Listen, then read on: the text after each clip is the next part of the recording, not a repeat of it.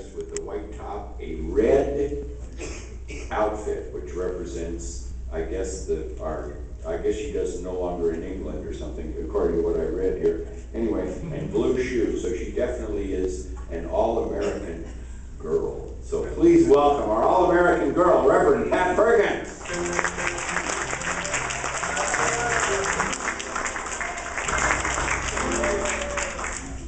Oh, God is good, huh? All the time. All the time. All the time. And beautiful weather, and it's so nice of you all to be at church today. You know, lots of people went away, lots of people doing picnics and just enjoying themselves in that way, and you're in here, and you're in a good place. So, welcome. Gee, I want to thank Herb again for Herb gives me tidbits and that, and articles on the U.S. and patriotic ones. And I'm sure you guys are all as patriotic as I am, but don't you still get chills when you see our flag going up? Huh? That's just, you know, it hits you someplace right here. It doesn't matter who you are, what race, religion, whatever. Doesn't matter. Doesn't matter. And that's good. It's really good.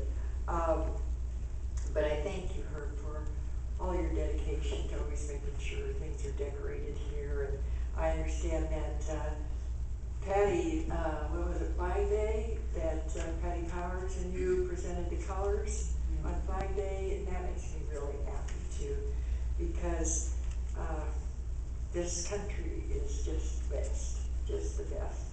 So I want to talk a little bit about freedom of speech. I saw this little thing in it.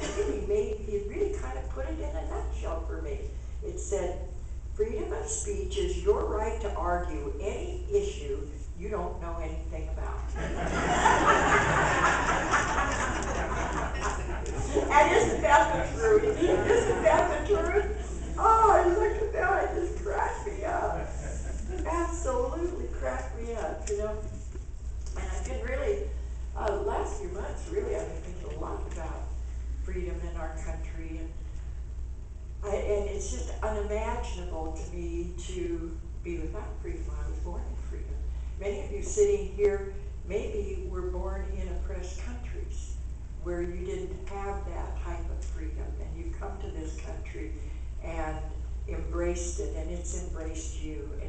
And about that, I'm really, really happy, because I think that people that were born in other lands and raised in other lands and came here maybe appreciate it even more than native-born Americans do, because we're used to it. It's just there for us, you know.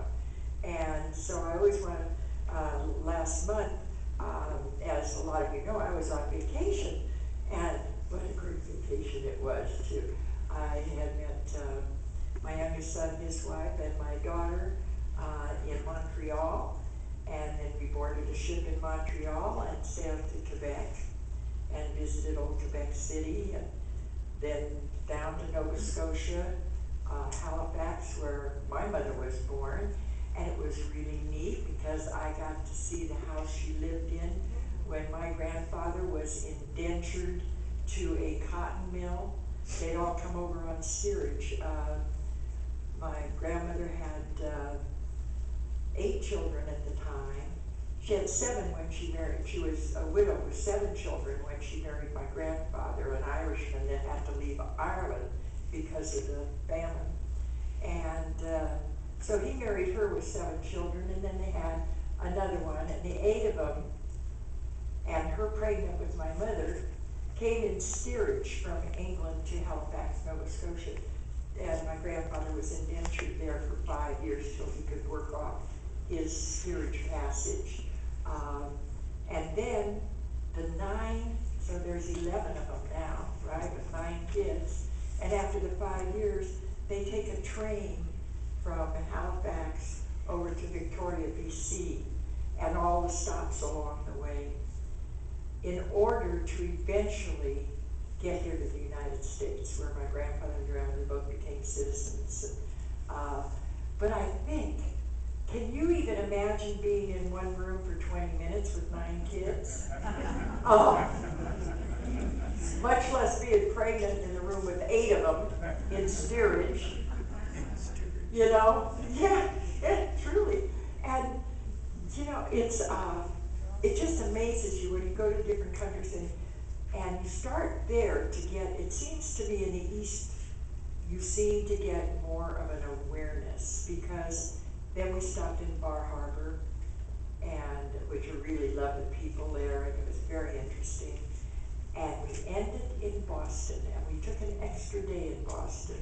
Now, I've been in Boston, maybe 20 years ago, doing a book tour, and done a lot of radio stations and TV and stuff there, and got an opportunity to go to the Old North Church. But I never had enough time to really see Boston and get into the history. So we took, and I'm proud of myself for this, we did the 3-mile Freedom Walk through Boston. And in that 3 miles, it touched all of the historical monuments, places, everything. I mean, it just put you in awe when you saw the U.S. Constitution, and you saw the place, or standing at the place where the Tea Party event took place. And when I walked in through the Old North Church, knowing that was the place that was signaled when the British were coming, and Paul Revere moved out of there and rode out and warned the people. And I tell you, standing here right this moment, I've got chills. I've really got chills, because that's how it affected me. You know, I went out to Harvard Square, and I could finally tell all of you that I went to Harvard Law. Because I was there. And didn't say for how long, but I went there. But you know, everything is just saturated in history. You can't get away with it. It's a way of life. And it's a way of really pulling you to show just how hard people fought for this country. Just how much they put in. And for everybody out here in this sanctuary, how many of you visited Boston? How many of you been to Boston? Great. Well, the rest of you, put it on your bucket list, you know? Yeah. Because you really got to go there. You just really, it's a wonderful feeling there, and Washington, D.C. Just incredible places. So, if it doesn't, does anybody here not understand bucket list? Huh? Everybody, okay. You don't understand it? Oh, okay, good. I don't. You don't? That means before you kick the bucket, you go there. That's one thing, the things that you've got to do before you kick the bucket. It's called the bucket list. So now that I've really educated you all, anyhow, put that on your list. But what founders of our country did was nothing short of amazing. And when you think of the different conditions they were in, I mean, you know, everything was, you wanted to ride, you got a horse. You didn't have a horse, I guess you walked, you know, and the places that they lived, there was no central air conditioning or central heat. You know, it was you put on more clothes and you put more logs on the fire. And in the summertime, I guess you did whatever you did, but I don't know how they could ever keep cool. It's amazing, and the great minds, when you're walking the same path and in the same buildings that Adams and Jefferson and all the rest of the, you know, the signers of the Declaration of Independence were in, it's just, it's solid history, though.